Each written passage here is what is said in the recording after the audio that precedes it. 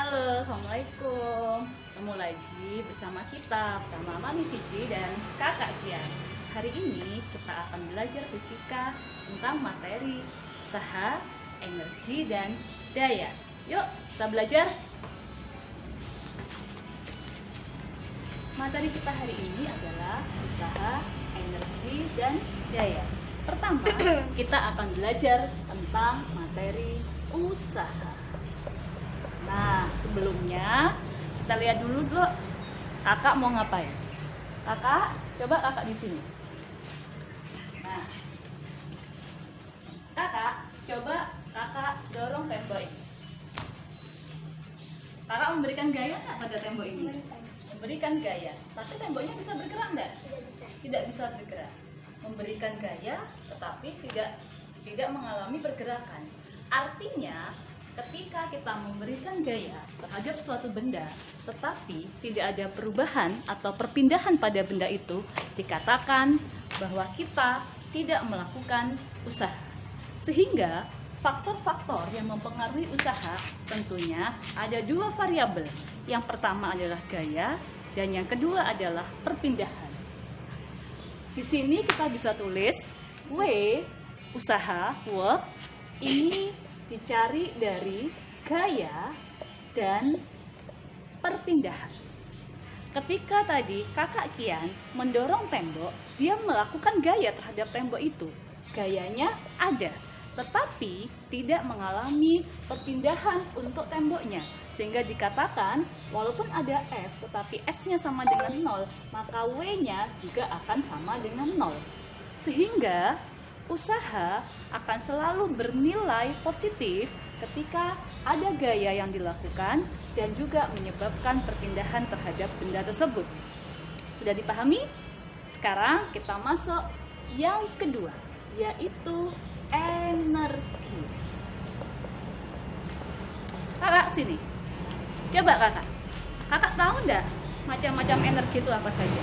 Satu, energi kimia. Dua, energi listrik. Tiga, energi panas atau kalor. Yang keempat, energi gerak atau kita menyebutnya energi kinetik. Ada energi apa yang dari air terjun itu? Energi potensial. Ternyata banyak sekali macam-macam energi. Hari ini kita akan belajar tentang energi kinetik, energi potensial, dan energi mekanik. Yuk, kita mulai dari energi potensial. Ada bola di sini. Bola ini ketika dia berada di bawah atau di tanah, berarti berapa tingginya, Kak? 0. Dia tingginya 0. Sekarang coba angkat bola ini, Kak. Oke. Ya. Pertama, dia berada pada ketinggian besarnya 0 karena dia ada di tanah. Kemudian dibawa oleh kakak Kian. Ternyata berubah nggak posisinya? Berubah, posisinya berubah, tingginya berubah. Sehingga di sini dikatakan energi potensial akan dimiliki oleh benda ketika dia mengalami yang namanya perubahan posisi atau perubahan tinggi. Bola ini memiliki massa enggak, Kak? Memiliki massa. Punya berat enggak? Memiliki. Sehingga energi potensial dapat kita cari dari W ini adalah berat dikalikan dengan H, yaitu ketinggiannya. Sehingga W bisa kita cari dari massa dikalikan gravitasi dikalikan H. Dan di sini adalah EP. Mudah kan? Contohnya banyak sekali. Seperti air terjun yang digunakan sebagai bahan untuk pembangkit listrik, itu juga menerapkan tentang konsep energi potensial. Berikutnya yang kedua adalah energi kinetik. Energi kinetik. Tadi kakak sudah menyebutkan contoh-contoh dari energi. Salah satunya adalah energi gerak yang bisa kita sebut energi kinetik. Coba kakak sekarang, kakak di situ. Ya. Posisi kakak di situ. Kakak Kian, dia awalnya diam. Ketika diam, berarti kecepatannya sama dengan 0. Coba sekarang kakak jalan. Oke. Kakak bergerak enggak? Bergerak. Berarti kecepatannya apakah masih 0? Tidak. Kecuali sudah ada kan dan tidak nol, maka dikatakan ada perubahan kecepatan. Sehingga di sini memiliki yang namanya energi kinetik. Oke, Kakak tunggu dulu di sini. Jadi, energi kinetik dimiliki oleh benda karena benda itu mengalami pergerakan. Namanya benda, ciri dari benda tentu dia punya massa. Sehingga di sini kita bisa menuliskan EK dicari dari setengah M dikalikan V kuadrat. Bagaimana anak-anak? Sudah paham? Tentu ini sangat mudah sekali karena ini selalu berkaitan dengan kegiatan kita sehari-hari. Kalian naik sepeda motor dari rumah ke sekolah, tentu itu juga menerapkan energi kinetik. Dan energi potensial juga banyak. Semuanya ada dalam kehidupan sehari-hari. Berikutnya yang ketiga, ada energi potensial, ada energi kinetik, maka tentu ada yang namanya energi mekanik. Mekanik merupakan penjumlahan dari energi potensial dan energi kinetik. Kalian masih ingat tidak hukum kekekalan energi? Kakak ingat? Coba kakak kesini. Kakak tahu apa hukum kekekalan energi? Bahwa energi tidak dapat diciptakan dan tidak dapat dimusnahkan, tetapi energi bisa berubah bentuk. Contohnya, kalau kipas angin, berarti perubahan dari energi apa menjadi apa? Listrik menjadi gerak. Kemudian, kalau lemari es dari energi listrik menjadi energi apa?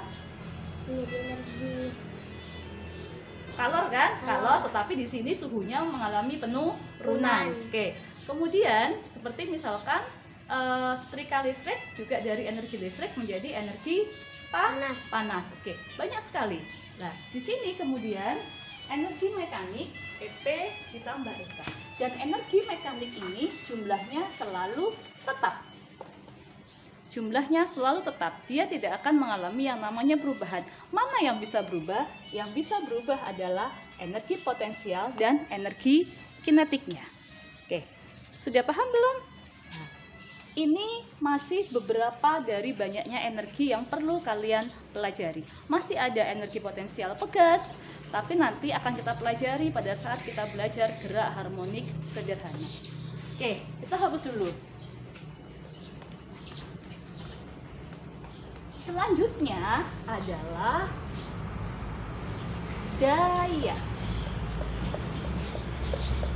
Daya, kalau kemudian kita tuliskan dalam bahasa Inggris itu, dia berarti power atau yang biasanya kita simbolkan dengan P, power. Tentu kalau kemudian ada kata-kata power, artinya apa kakak? Kuat, kekuatan. Tapi apa makna kuat dalam fisika? Tentu bukan berarti kekuatan yang bisa kemudian diartikan ke dalam semua bidang, tetapi khusus fisika. Ketika kita belajar tentang kuat atau daya, dikatakan kuat ketika dia mampu melakukan usaha dalam jangka waktu tertentu. Artinya, bisa kita lihat di sini. Coba kakak ke sini. Ya. P ini adalah daya, W ini adalah usaha, dan T ini adalah waktu.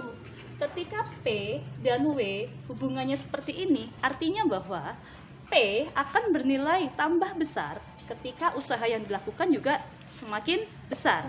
Tetapi P akan bertambah besar ketika waktunya adalah semakin kecil. Semakin kecil waktunya, tentu P-nya juga akan semakin besar.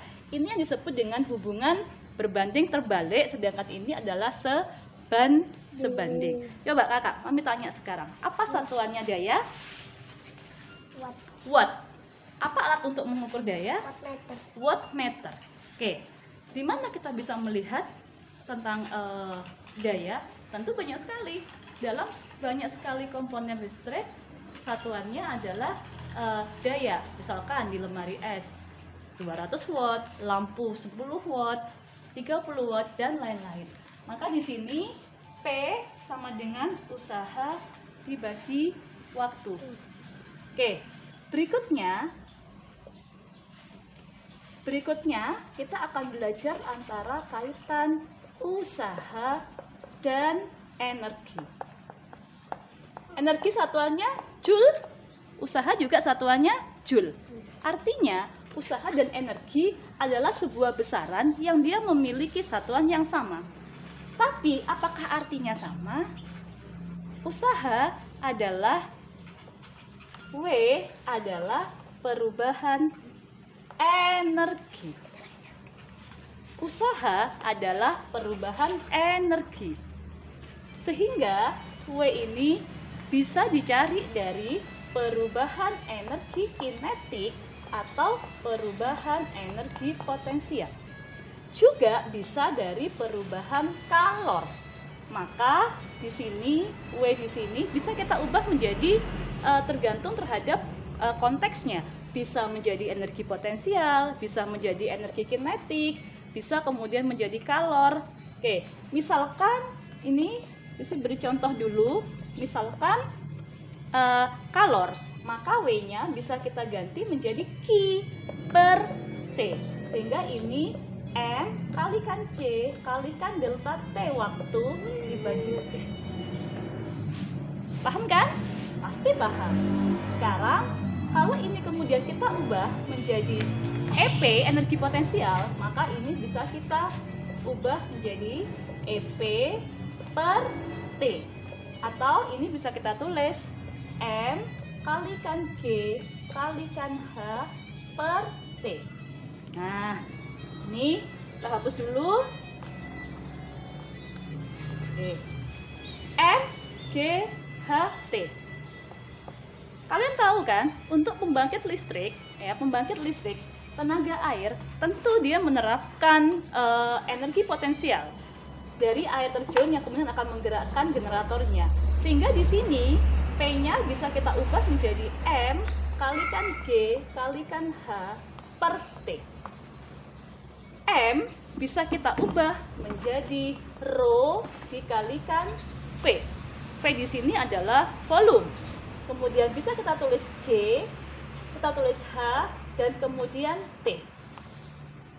Di sini V volume dan di sini adalah T. Banyaknya fluida yang kemudian mengalir setiap waktu itu kita kenal dengan besaran yang disebut dengan debit dengan simbol Q atau quantity. Sehingga di sini bisa kita ubah menjadi rho kemudian Q kalikan G kalikan H. Dan ini merupakan aplikasi untuk menentukan daya ketika kaitannya dengan energi potensial. Bagaimana anak-anak? Mudah bukan? Sangat mudah sekali. Materi ini kalian pelajari. Nanti pada sesi berikutnya kita akan membahas latihan-latihan soal terkait dengan energi, usaha, dan daya. Untuk sekarang selesai ini dulu. Nanti kita lanjut pada sesi berikutnya. Mami Cici dan kakak sudah selesai. Kita ketemu lagi pada sesi berikutnya. Dadah, assalamualaikum.